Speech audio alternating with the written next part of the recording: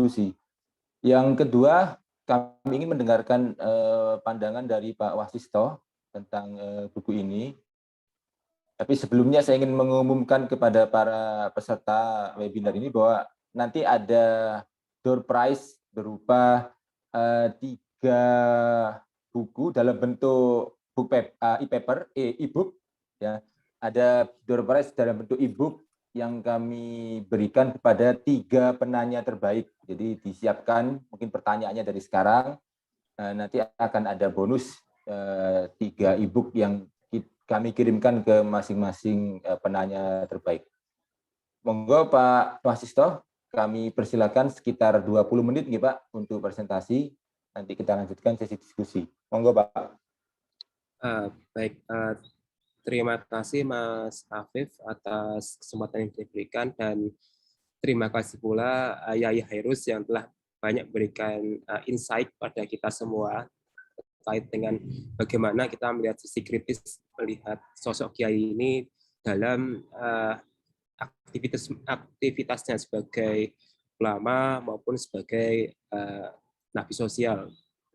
Nah, yang ingin saya paparkan di sini sebenarnya adalah semacam temuan awal ya, karena ketika saya menulis tema tentang Kiai sendiri, saya sendiri agak minder karena latar belakang saya sebagai seorang abangan, yang mana kalau ketika saya menulis tentang Kiai itu kok rasanya itu beda nasab dan beda kasta. Nah, tapi kemudian saya memberanikan diri karena tema Kiai ini cukup menarik ya, ketika kita sandingkan dengan politik. Tentunya bagaimana yang namanya legitimasi religius dan juga patronase religius itu masih cukup kuat dan mengental dalam konstelasi politik di era sekarang. Jadi inilah yang membuat saya tertarik bagaimana sosok otoritas religius ini bisa berperan cukup efektif ketika kita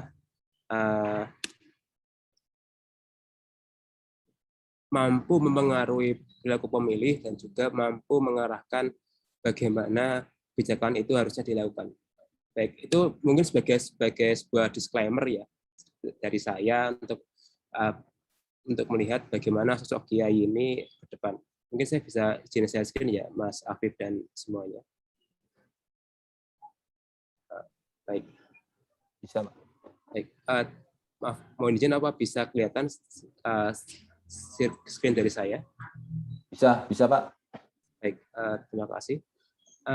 Baik, jadi di sini saya akan memaparkan bab saya dulu saja, yang mana ini sebenarnya adalah temuan teoritis ya, yang tentu masih perlu banyak perbaikan dari sisi konseptual dan juga argumentasi.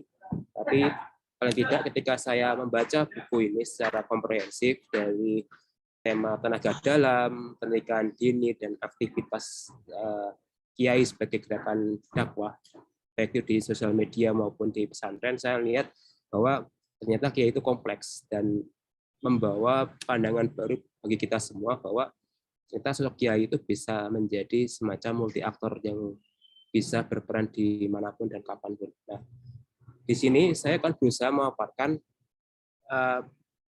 mengapa sosok Kiai itu berperan sebagai seorang veto atau main veto player di sini. Di sini yang jadi sini saya berusaha menggeser paradigma klasik yang mana kita melihat Kiai itu sebagai sebuah broker kultural atau cultural broker menjadi semacam veto player. Bagaimana Kiai mempunyai kemampuan cukup decisif untuk bisa mengatur jalannya politik di tanah air. Nah, di sini saya mengajak lebih dahulu ke dalam paparan klasik dulu. Jadi ini saya kutip sebenarnya dari temuan Clifford Geertz, Zalmay Khalil, dan lain sebagainya yang melihat bahwa Kiai itu bisa berperan, berpengaruh, dan juga mempunyai legitimasi karena punya legitimasi doktrin agama dan juga doktrin ekonomi. Nah, kita tahu bahwa hampir semua kiai itu berafiliasi dengan pesantren yang juga adalah lembaga ekonomi, punya aset, punya lahan yang mana mampu menghidupi santri-santri dan di sekitarnya. Dan disinilah kemudian adanya legitimasi ekonomi dan agama ini memunculkan kiai sebagai filter sosial, di mana punya legitimasi duniawi dan juga ukhrawi yang mana berperan penting dalam menjembatani antara negara, umat, dan juga santri itu sendiri, Bapak Ibu di sini. Jadi kira-kira disinilah simbolisme kuburan dan ganjaran itu terbentuk, dan bagaimana kiai itu cukup signifikan ketika kita membaca sosok beliau ini sebagai sebuah mediator. Lalu bagaimana ketika kita melihat kiai sekarang yang awalnya sebagai broker budaya atau cultural broker menjadi broker politik. Nah, ini tentunya berkaitan dengan fenomena pilkada atau pileg yang selama ini cukup masif yang ada di tingkat lokal. Jadi kita tahu bahwa banyak sekali kandidat, entah itu di level provinsi, kabupaten kota itu sowan ke kiai, meminta restu, berkah, dan lain sebagainya sebelum maju ke tingkat pemilu. Nah, di sinilah kemudian kita melihat bahwa sosok kiai yang dulunya netral secara politik ini berubah menjadi pemain kepentingan, di mana kiai berusaha mendapatkan sebagai political backup bagi tokoh maupun santri. Nah, selain backup, tentunya pergeseran broker politik juga memaknai kiai sebagai sebuah endorser. Artinya kita tahu bahwa beberapa kiai itu sudah menjadi endorser atas kandidat tertentu, yang mana itu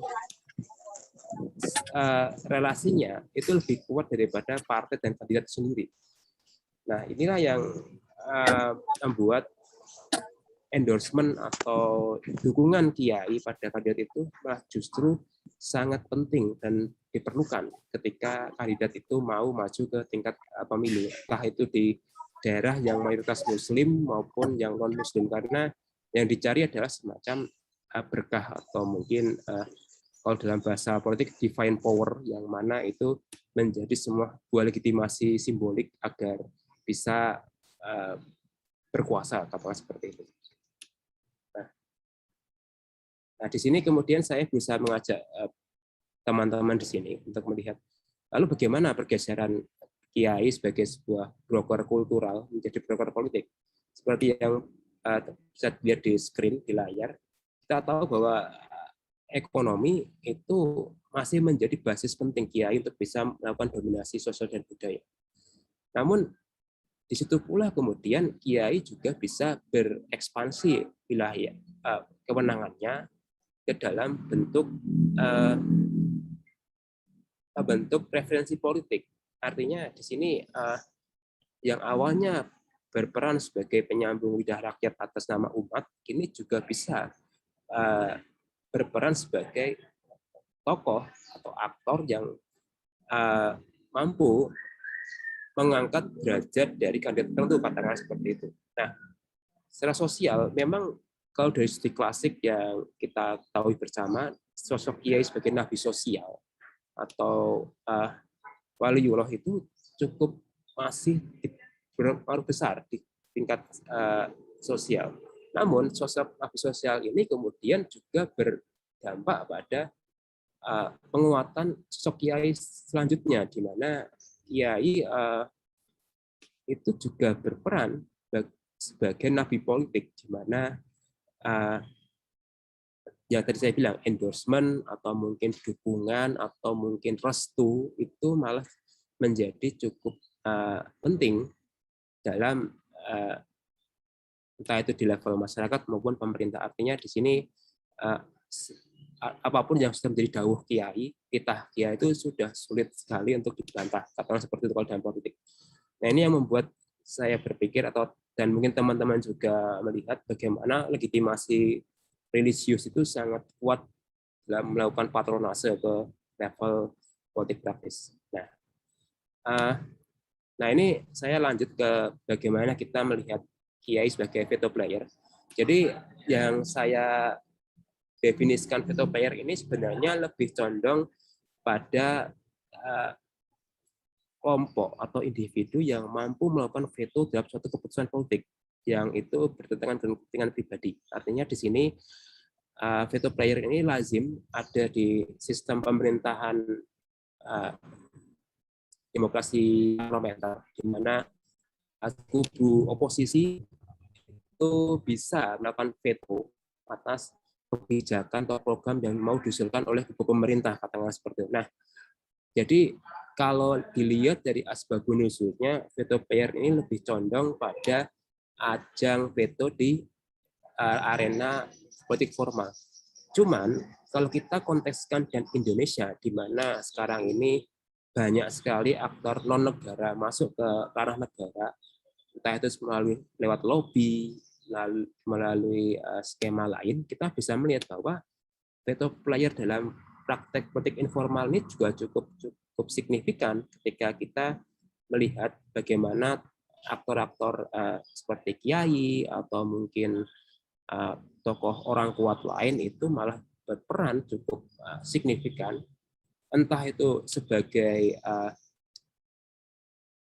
penasihat kebijakan atau mungkin sebagai penentu kebijakan yang itu berpengaruh di level negara maupun masyarakat. Jadi kurang lebih demikian kalau kita membaca veto player. Jadi saya di sini berusaha menempelkan apakah memang veto player dalam sistem parlementer itu juga bisa ditempelkan pada sosok kiai ini, karena kita tahu kiai ini secara informal cukup kuat secara politik dan mampu mempengaruhi kebijakan, entah itu lewat fatwa atau mungkin dawuh lain yang itu malah justru lebih kuat daripada keputusan politik formal itu sendiri, Bapak Ibu dan teman-teman di sini.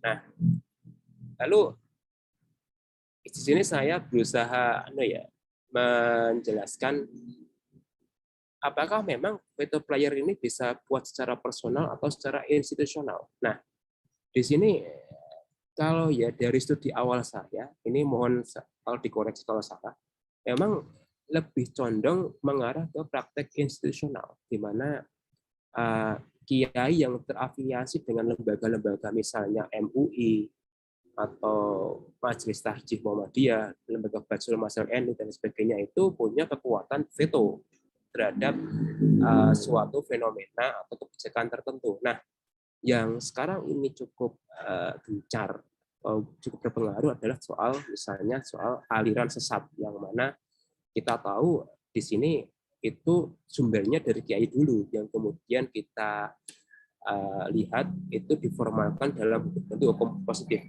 Nah, di sini bisa kita lihat bagaimana kekuatan fatwa itu, meskipun itu adalah bentuk daripada ijtihad ulama, tapi secara legal itu punya pengaruh yang cukup signifikan dalam penerapan hukum positif. Artinya alih-alih hukum positif kita mengacu pada undang-undang di atasnya, justru fatwa ini juga menjadi bagian penting dalam pembuatan produk hukum misalnya.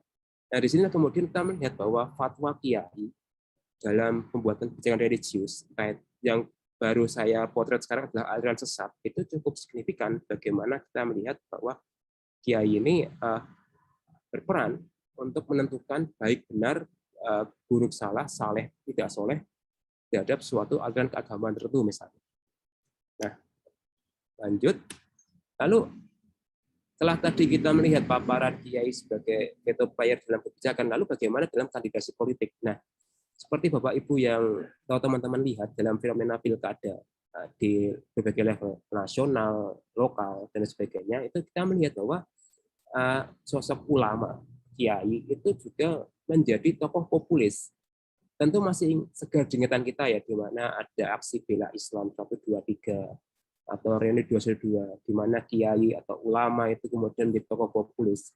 Nah, hal-hal seperti itu yang tentu melekat cukup signifikan dalam kiai, di mana populisme Islam atau bagaimana sentimen umat itu bisa digelorakan kembali kalau itu digerakkan oleh kiai. Nah, di sini kemudian peran kiai itu bisa penentu antara benar dan salah dalam politik. Nah, ini yang menurut saya sebagai studi awal itu menarik, bagaimana sosok informal ini malah justru kuat di dalam politik formal. Artinya masih eksis sekali sosok kalau dalam bahasa saya religious strongman ini dalam penentu kandidasi seperti itu. Tentu ambil contoh seperti dalam Pilgub DKI kemarin yang mana endorsement dari kiai itu memenangkan satu calon tertentu, yang itu malah bisa mengalahkan calon populer misalnya. Nah, disinilah kemudian peran kiai sebagai veto player itu juga berperan sebagai kingmaker atau penentu pencalonan definitif. Tentu masih segar ingatan kita ya, di mana kalau yang kita lihat Pak Jokowi itu sowan ke Habib Lutfi misalnya, atau ke Mbah Maimun misalnya, atau Jawa Tengah Pak Ganjar itu mengangkat Gus Yassin, atau Pak Jokowi mengangkat Kiai Ma'ruf, itu kan bagian bagaimana kiai ini ternyata bisa juga menjadi kingmaker, di mana sosok kiai itu berperan besar dalam menaikkan elektabilitas suatu kandidat. Saya ambil contoh di mana sosok Ganjar Pranowo itu bisa menang di Jawa Tengah karena mampu mengangkat Gus Yassin sebagai kandidat wakil. Nah, di sini kemudian polesan politik kiai itu juga ternyata cukup signifikan ketika kita membahas kandidasi, yang mana itu justru menjadi winning coalition atau malah menang dalam pemilu misalnya.